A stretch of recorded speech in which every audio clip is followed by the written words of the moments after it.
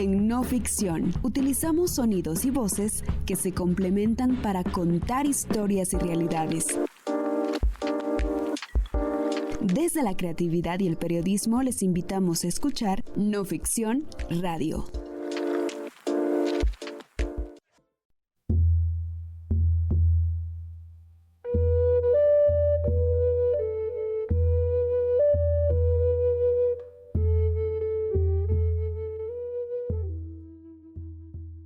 Poco faltaba para que el sol, la luna y las estrellas aparecieran sobre los creadores y formadores de Pachil Cayalá. Así llamados vinieron las mazorcas amarillas y las mazorcas blancas. Jack, el gato de monte, y Tiu, el coyote. Él, una cotorra llamada Chocoyo, y Jo, el cuervo. Estos 4 animales les dieron la noticia de las mazorcas amarillas y las mazorcas blancas. Les dijeron que fueran a Pachil y les enseñaron el camino de Pachil, y así encontraron la comida.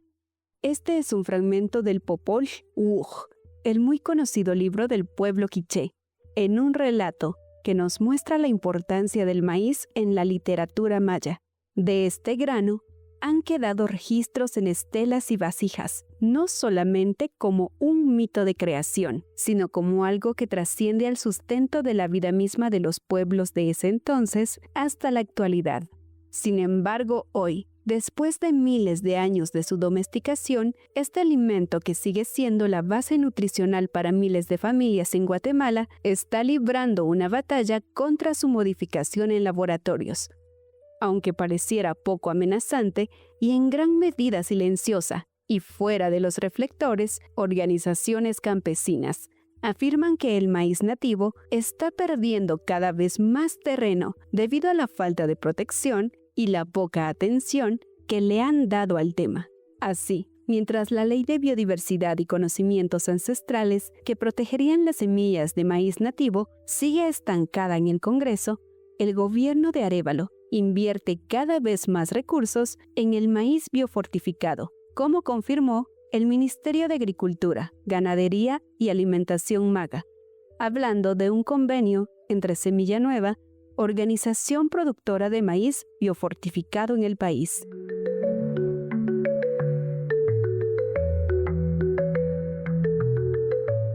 Soy Elsa Amanda Chiquito y hoy, en otro episodio más de No Ficción Radio, queremos hablarte sobre el maíz nativo versus el maíz modificado.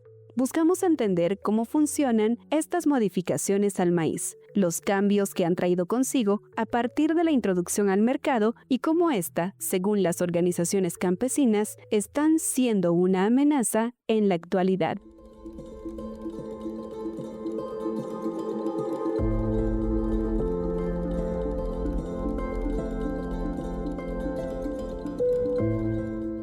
El Ojertzip Cachiquel Walter Paz, estudioso de los jeroglíficos y diseños mayas antiguos, dice que el maíz es uno de los elementos comúnmente representados tanto en cerámica y escritura. Una de las más conocidas menciona es el Señor del Maíz, una escultura de cerámica que data del periodo clásico del año 250 al 900 después de Cristo, tallada con mazorcas en los brazos.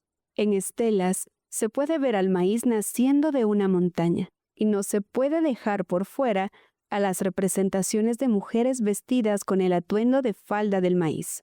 En México, específicamente en Tlaxcala, se encuentra un mural en la que aparecen representadas cabezas humanas con forma de mazorcas en la milpa.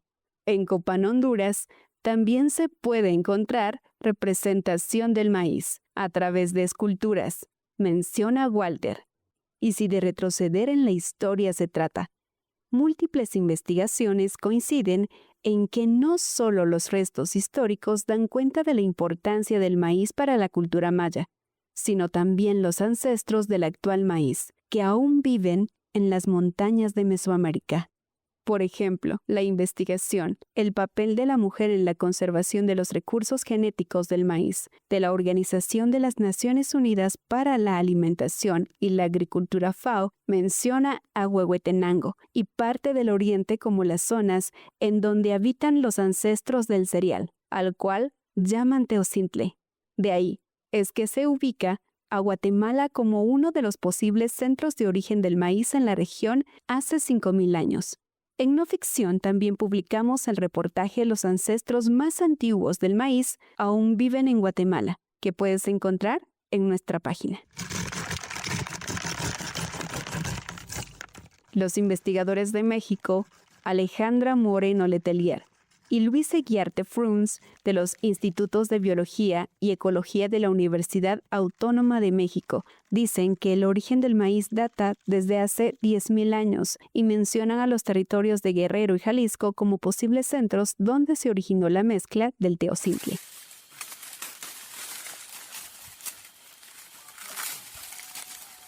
Miles de años tuvieron que pasar para que los antiguos habitantes, o como se nombra en el idioma cachiquel, o Jertziv, la gente de antes, lograran establecer la forma con la que conocemos el maíz y que fuera comestible. Miles de años replicando su forma de clasificación, de siembra y reproducción, conocimientos que hasta hoy día se siguen practicando. La evolución del maíz es innegable. Procesos investigativos registran cambios constantes a lo largo de todos estos siglos. Con el paso de los años, los agricultores y agricultoras encontraron formas comunitarias de resguardar y proteger la diversidad de maíz que existe, los colores y tamaños. Y todo esto lo han logrado fuera de los laboratorios. Es desde ahí donde se origina el temor de las organizaciones campesinas, el temor por la modificación de lo que un día sus ancestros lograron hacer a través de sus propios procesos científicos. Que haya un respeto de las semillas nativas y en este caso también que se tenga un respaldo, que no haya apropiación indebida. Esta es la voz de David Paredes, representante de la Red Nacional por la Defensa de la Soberanía Alimentaria en Guatemala, Red SAG. Hablamos con él durante una serie de actividades para impulsar el uso y resguardo de las semillas nativas, no solo del maíz, sino de toda una variedad que se encuentran disponibles en nuestro país. Red SAG se creó en 2004 y está conformada por al menos 65 organizaciones a nivel nacional. Entre ellas se encuentran cooperativas, asociaciones y campesinos que impulsan la soberanía alimentaria como un derecho a decidir sobre sus propios sistemas de alimentación, que va desde la producción hasta el consumo. Diversas agrupaciones se manifestaron frente al Congreso de la República en rechazo a la polémica ley Monsanto y exigir a los diputados que la deroguen antes de su entrada en vigor. Los representantes... ¡Semillas para la vida, no para las empresas! Todas las personas que nos hemos congregado el día de hoy... En 2014, esta alianza de organizaciones salió a marchar a las calles de la ciudad capital para manifestar su descontento contra la denominada Ley Monsanto, que pretendía patentar las semillas de maíz y frijol, por mencionar a las principales, y que poco después quedó derogada. Desde ese entonces, esta red habla de la necesidad de crear un marco legal para garantizar la protección de las semillas y que sean las poblaciones las encargadas de resguardarlas.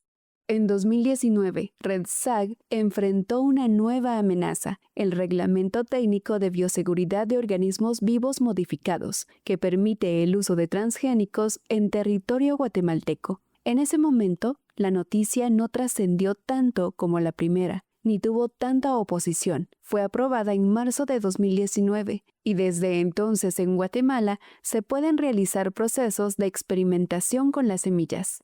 Es un peligro ya no es una amenaza, ahora ya es un peligro, digamos, porque ya nuestro temor de que pudiera haber una liberación indiscriminada de semillas transgénicas ya es evidente en estos momentos. A diferencia de otros países de América Latina, que cuentan con una legislación que garantiza el resguardo de semillas nativas, en Guatemala existe un vacío legal en materia de protección del conocimiento genético agrario. México, por ejemplo, es uno de los países que se sumó en marzo de este año a la protección de sus semillas nativas. Lo hizo a través de un decreto en el que prohíbe la siembra de maíz transgénico, especificando que el cultivo de maíz debe ser libre de modificaciones genéticas.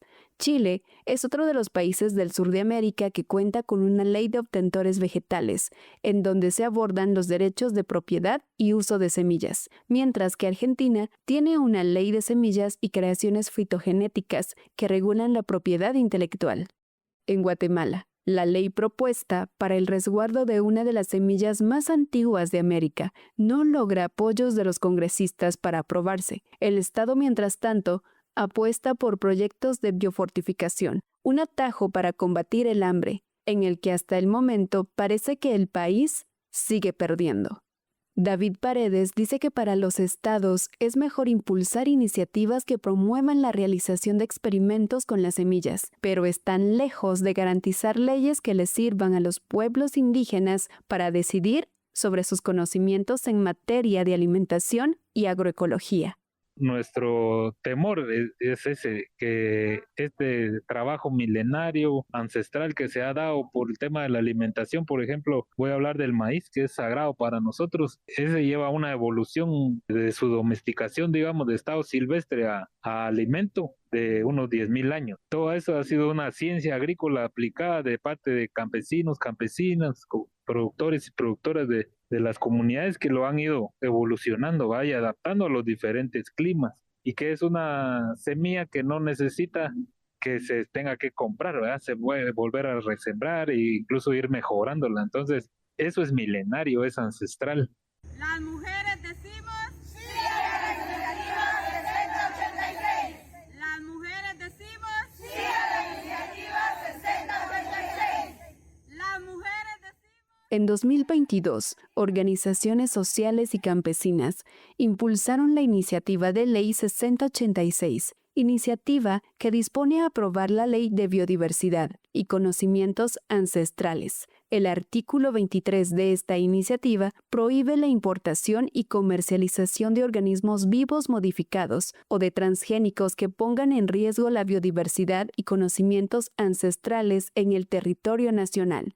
Mientras que el artículo 17 habla de los programas de investigación sobre material genético, bioquímico de la diversidad, que se realicen dentro de los territorios indígenas. Estos deberán de requerir de permisos especiales por las comunidades.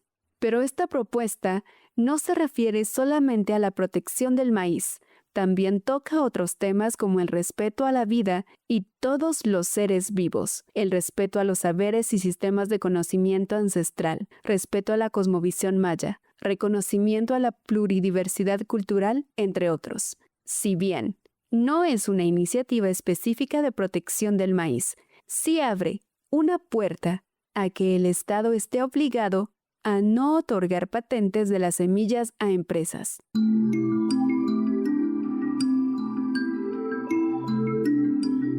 Por otra parte, en Guatemala ya existen algunas instituciones trabajando con maíz modificado. A quien escucharemos a continuación es a Kurt Bowen, director de Semilla Nueva, una organización que lanzó en el país una modificación de este cereal en 2017, llamándolo maíz fortificado, y que se encuentra en un convenio con el MAGA para impulsar su maíz. Bowen, fundador, no se muestra del todo favorable a aprobar una ley de biodiversidad.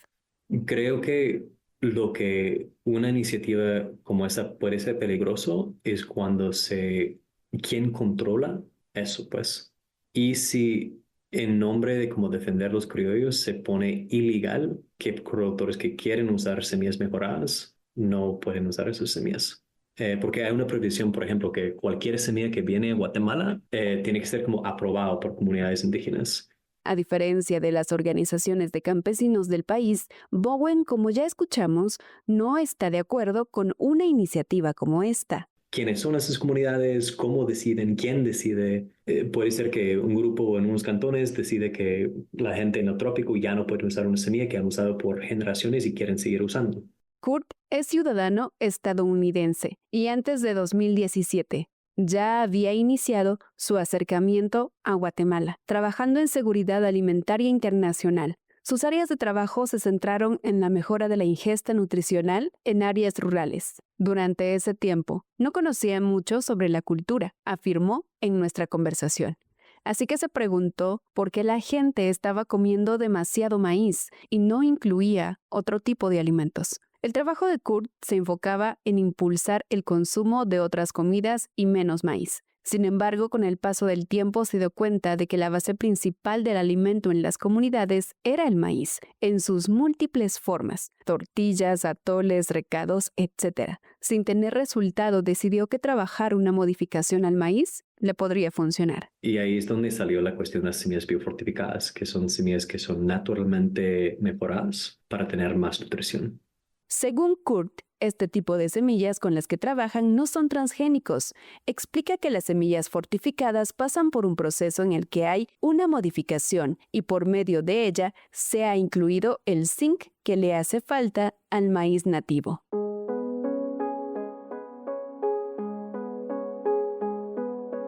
Dentro de la pirámide alimenticia, el maíz está catalogado como un cereal y a la vez como uno de los principales alimentos para consumir de manera recurrente. El Ministerio de Agricultura, Ganadería y Alimentación MAGA en su página web dice que el maíz es un grano rico en carbohidratos, favorece la digestión y la salud intestinal.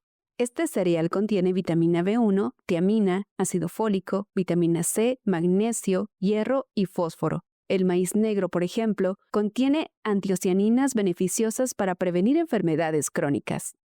Entonces, ¿por qué modificar el maíz bajo la premisa de que no es lo suficientemente bueno para la salud? Para entender cómo surge esta idea, hablamos con Emanuel González Ortega, experto en biotecnología, que cuenta con un doctorado y maestría en esta área. Él nos explica el boom de las semillas mejoradas en la agroindustria, pero antes aclara algunas diferencias entre semillas nativas, transgénicas, mejoradas o biofortificadas. Entonces, el maíz nativo, para decirlo pues muy claramente, es este maíz y bueno, todos los cultivos nativos que vienen y que se desarrollaron, es decir, que se domesticaron en un territorio de las comunidades y entendiendo pues el tipo de suelo que hay, el tipo de clima que hay, la temporada de lluvia, qué variedades de plantas existen en esos territorios, pues han aprendido, este intercambio con la naturaleza pues sí, de tanta sabiduría. Entonces esto ha permitido que esas variedades o esas plantas sean domesticadas y formen parte de esta riqueza o de patrimonio o herencia de estas comunidades y de estas familias. Según el experto, las semillas nativas suponen a nivel científico, cultural, arqueológico y antropológico una verdadera riqueza para los pueblos de Mesoamérica. Los maíces mejorados, pues como su nombre lo indica, pues están, para decirlo así de manera muy sencilla, pues implican esta intervención técnica en donde, hay conocimiento, ¿no? Por ejemplo, de agrónomos, de agrónomas, en donde teniendo ciertos pues conocimientos más sistematizados, tienen, por ejemplo, a nivel de genética. En el caso del maíz, este mejoramiento ocurre a través de cruces entre semillas, es decir, dos tipos de variedades. Estas suelen tener características diferentes, por ejemplo, cruzar una planta de mayor tamaño con otra de alto rendimiento. Dentro de esta clasificación encontramos los maíces biofortificados como los existentes en Guatemala. El nivel de complejidad en cuanto al tema de semillas a nivel mundial se intensifica cuando de hablar de transgénicos se trata. Ortega nos explica. Cultivos transgénicos o genéticamente modificados, pues tenemos que tener en consideración que a medida que fue avanzando los conocimientos en ciencia, que se desarrolla o se inventa la ingeniería genética, esta ingeniería genética tiene en 3 pilares fundamentales. Uno de estos, pues es el descubrimiento de cómo es la molécula de ADN y el entendimiento de que esa molécula de ADN, es decir, la molécula biológica que guarda la información de lo que son los seres vivos, a medida que pasa el tiempo, se encuentran las maneras, por medio de la ingeniería genética, de utilizando herramientas moleculares, es decir, en los laboratorios, la manera de cortar y de pegar, ya sea genes completos o pedazos de genes, pedazos de esta información genética, de cortarla y de pegarla o partes de esto, pero además incluso se encuentra la posibilidad de modificar y de pegar trozos de genes de una especie junto con trozos de genes de otra especie. Esta manipulación de cortar y pegar información genética, como Ortega le llama, solo sucede en laboratorios y generalmente no ocurre en la naturaleza por sí sola. En un principio, estas semillas buscaban tener más tolerancia a las plagas y herbicidas. A simple vista podríamos pensar que esta ha sido una gran idea y un gran avance en la ciencia agrícola.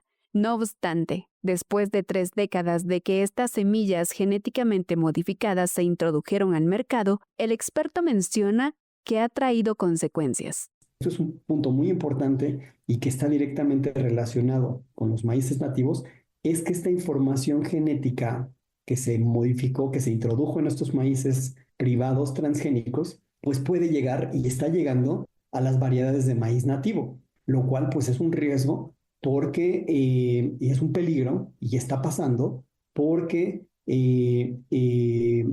no se sabe, primero, qué efecto pudiera tener la acumulación de esta información genética, digamos, sintética de laboratorio en los maíces nativos.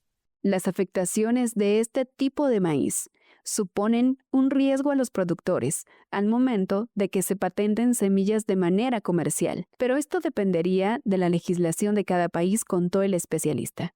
El mercado de las semillas transgénicas se ha convertido en un negocio multimillonario a nivel mundial. Empresas como Monsanto, Syngenta, Dow AgroScience, BASF y Bayer han sabido dominar este campo de modificación de semillas.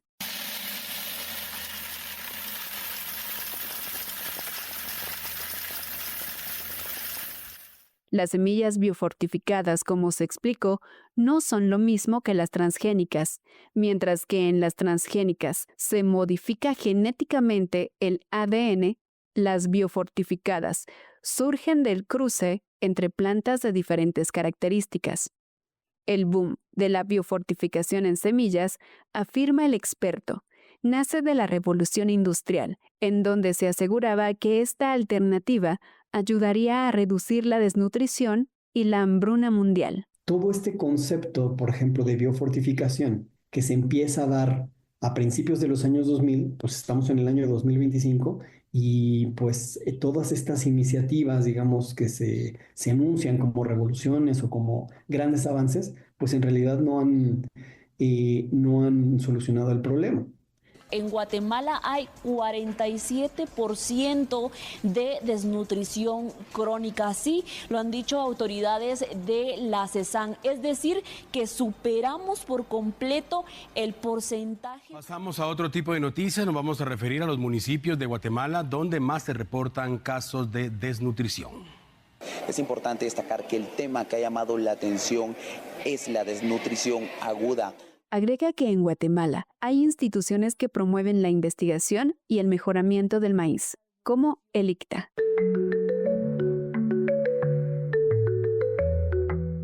El Instituto de Ciencia y Tecnología Agrícola ICTA fue creada en 1973 durante el gobierno de Carlos Manuel Arana Osorio. Esta institución es la encargada desde hace 52 años de promover la investigación agrícola y de mejorar su producción en el país.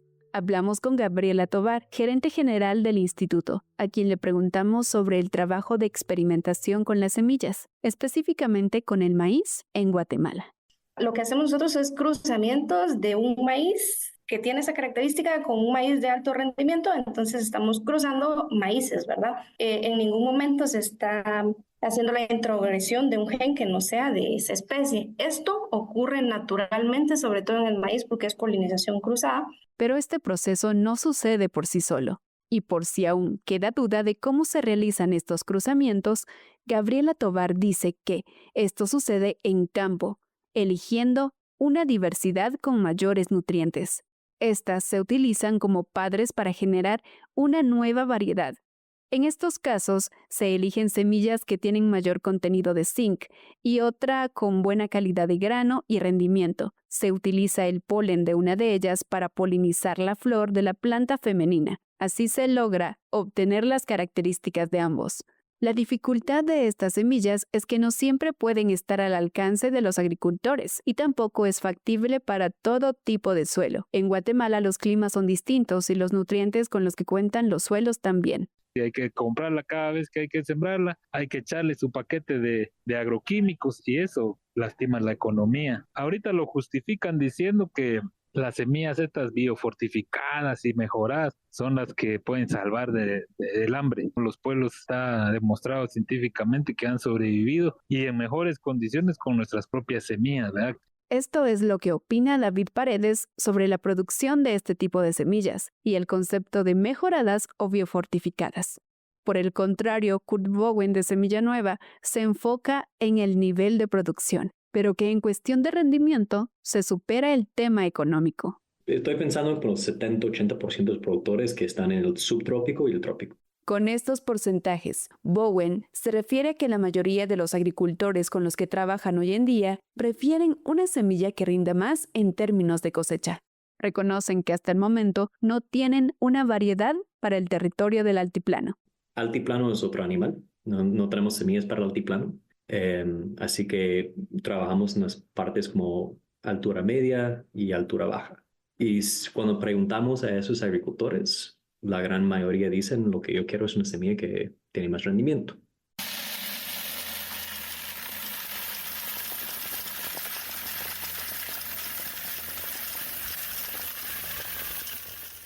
Entonces, ¿cómo funciona la distribución de las semillas biofortificadas en Guatemala? Kurt contó que tanto el ICTA como Semilla Nueva hacen lo mismo, evalúan las semillas del Banco CIMMYT en México.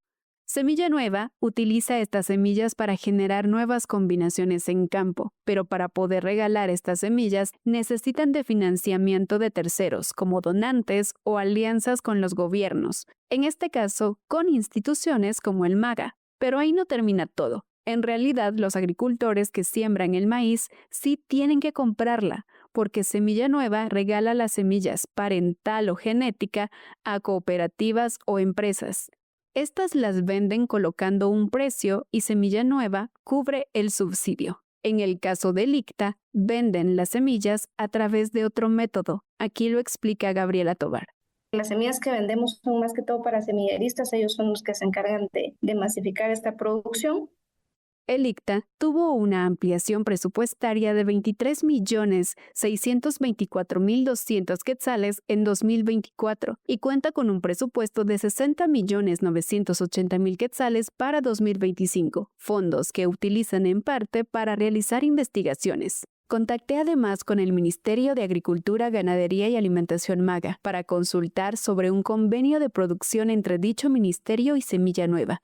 Ángel Alvisures, vocero del MAGA, dijo que actualmente se encuentran trabajando en la creación de este convenio para fomentar el uso de semillas biofortificadas como estrategia para apoyar a los productores con cultivos que tienen mayor cantidad de minerales y proteínas. Una de las preocupaciones de las organizaciones que integran la Red Nacional por la Soberanía Alimentaria RedSAC es que con el tiempo este tipo de semillas bajan su producción, dejando nuevamente a los agricultores sin reserva de semillas que garanticen los mismos beneficios prometidos al inicio, tal como lo admite Kurt. El rendimiento de una semilla tiene que ver con el producto total que se obtiene de una semilla sembrada. El problema es que esas semillas tienen un tope de rendimiento. Dependiendo de la zona, entre 40, 50, 60 quintales por manzana. Y es muy difícil tener una semilla de polinización libre que rinde más que eso. Las semillas que rinden mucho más, como el 100, 120, 140 quintales por manzana, son semillas híbridas.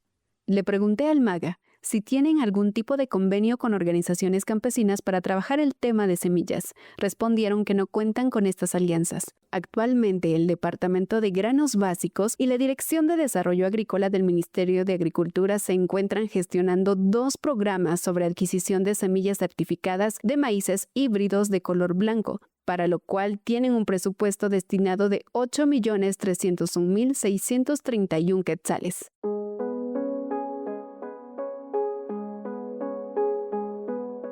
Según el MAGA, los datos más recientes con los que cuentan sobre la producción de maíz son de 2023 y fueron estimados por la Dirección de Información Geográfica, Estratégica y Gestión de Riesgos, DIGER, en lo que se refleja el consumo de 45.760.490 quintales por año.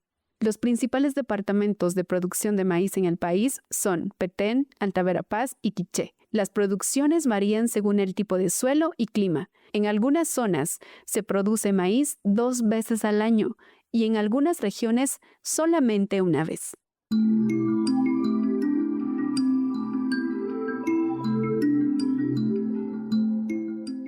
Sin embargo, sigue habiendo muchas familias en Guatemala que no se rinden ante los cambios climáticos y continúan sembrando su maíz, logrando que se adecúe. Es un nicta sin el financiamiento del Estado, afirmó Eduardo Saloj sobre las familias que siembran el maíz nativo y a quien escucharemos más adelante. En el caso de las semillas nativas en Guatemala, estas variedades se acoplan por sí solas al tipo de suelo y clima. Esto nos lo contó con base a su experiencia Eduardo Saloj, un agricultor, defensor de las semillas nativas y la soberanía alimentaria en Chaquijillá, Sololá. Saloj ha trabajado la tierra desde que tiene memoria. Ve a la milpa como un integrante más de su familia. Cada familia prácticamente tiene su propia variedad de maíz nativo, entonces eso es muy importante entenderlo. Un ejemplo, aquí en Sololá se siembra maíz blanco. Entonces todos dirían, no, pero eso es una misma raza o un mismo tipo de maíz. Pero en realidad no, porque aquí conocemos nuestro terreno, de repente está en un lugar con mucha piedra, tenemos la parcela, ¿verdad? O lugares con más profundidad de suelo, o si estamos en un lugar donde pega bastante el viento, o si estamos en un lugar, bueno, las diferentes características de cada parcela están directamente relacionadas con el tipo de maíz que siembra cada familia, ¿verdad? En la familia de Eduardo, sus tatarabuelos, bisabuelos y abuelos han conservado distintos colores de maíz nativo. En la comunidad de Chaquijillá es común reconocer a las variedades del maíz por el apellido de las familias. Es una hermana, es una abuela, es un abuelo más, ¿verdad? Ya que tiene un lugar especial para nosotros, pues le damos nuestro apellido al maíz o el maíz nos da el apellido a nosotros, no sé cómo decirlo. Pero, por ejemplo, nosotros sería un maíz blanco Saloj, sería un maíz blanco Cosiguá, maíz blanco Humats. Entonces, estos apellidos vinculan directamente. Incluso la clasificación de semillas cambia dependiendo de cada familia y comunidad. Por ejemplo, para él y su núcleo familiar, este proceso comienza con la observación de la milpa y las características que arroja cada planta. Nosotros acá hacemos la selección de nuestras semillas principalmente cuando panojea, o sea, cuando tira la flor. Ahí es para nosotros donde reinicia el ciclo de selección de semillas, porque siempre, todos los años se selecciona, pero ahí es como el punto de reinicio del ciclo, ya que primero pues ahí se ven visualmente las plantas, ¿verdad? Si uno desea altura o uno desea pues el número de mazorcas o el tamaño, desde ahí inicia, desde lo verde, digamos. Para la familia Saloj y otras de Chaquijillá, hay un monitoreo constante a la milpa para asegurar las semillas de la próxima cosecha. Las plantas que tienen 2 o más mazorcas son prioridad. Llegado el tiempo de secado, se seleccionan y pasan por otro proceso de selección, verificación y limpieza para buscar uniformidad, además de todo un ritual energético previo a almacenarlas y sembrarlas. Para Eduardo, las nuevas semillas introducidas al mercado son semillas sin historia. A diferencia del maíz nativo, cada familia va heredando la semilla de generación en generación. Por ende, hay un valor histórico, espiritual y sentimental.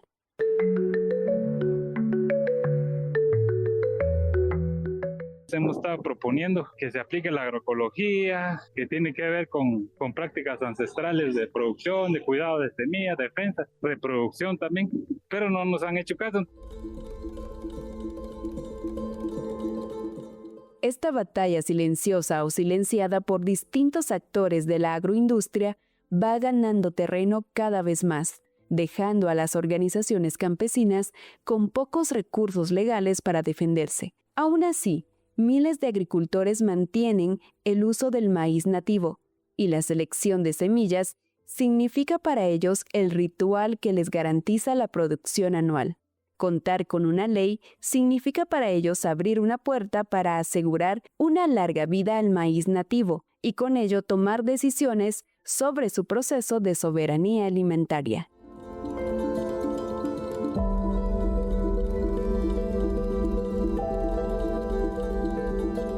Este es un podcast producido por No Ficción. Las entrevistas, investigación, guión, grabación y edición las realicé yo, Elsa Amanda Chiquito. La revisión de texto y edición estuvo a cargo de nuestra editora Carolina Gamazo. El diseño es de Diego Orellana. Si te gusta el periodismo que abone al cuidado del medio ambiente, síguenos en todas nuestras redes sociales y visita sin falta nuestra página web noficcion.com.